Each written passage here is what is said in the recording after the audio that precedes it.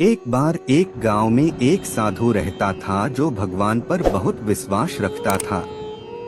यह बार वह साधु पेड़ के नीचे बैठा था और भगवान को याद कर रहा था, तो अचानक वहां बाढ़ आ गई। चारों तरफ पानी ही पानी। सब लोग अपने आप को बचने के लिए ऊपर पहाड़ की तरफ भागने लगे।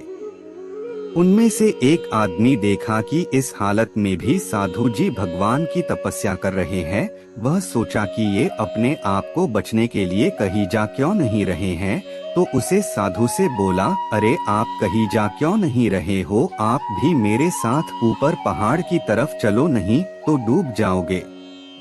साधु बोले, अरे हमें क्या होगा, मैं भगवान की इतनी तपस्या करता हूँ, मुझे कुछ नहीं हो सकता, मुझे भगवान अपने आप बचाएगा।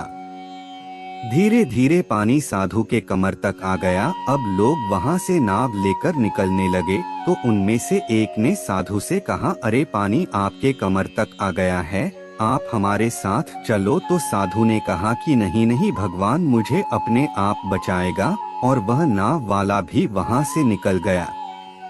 कुछ देर बाद पानी इतना बढ़ गया कि साधु के सर तक पहुँच गया, और अब लोगों को बचने के लिए हेलीकॉप्टर निकलने लगे।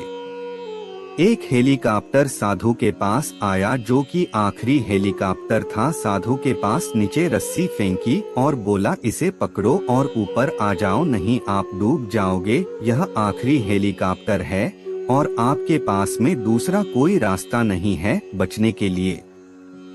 साधु ने कहा, यह रस्सी वापस ऊपर खींच लो और आप चले जाओ, मुझे भगवान के ऊपर पूरा भरोसा है, वह मुझे बचा लेगा। पानी काफी ऊपर आ गया, पेड़ डूब गया और साधु की भी डूबने से मौत हो गई।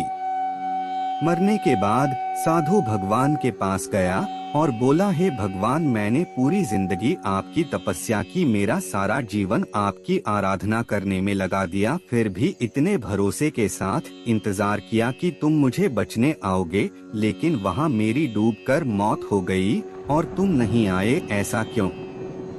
भगवान बोले, मूर्ख इंसान, एक नहीं 3 बार आया था, वो तीनों बार मैं ही तो था। पहला पैदल, दूसरा नाव के द्वारा और तीसरा हेलीकॉप्टर के द्वारा, लेकिन तुमने मेरा एक भी अवसर पहचान नहीं पाया, पता नहीं किसका इंतजार कर रहा था।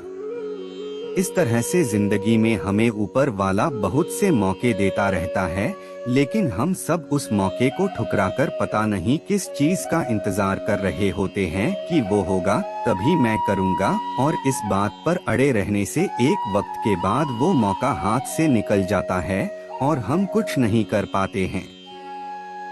तो किसी भी अच्छे समय का इंतजार मत करो, जो भी करना है आज और अभी से ही शुरू कर दो।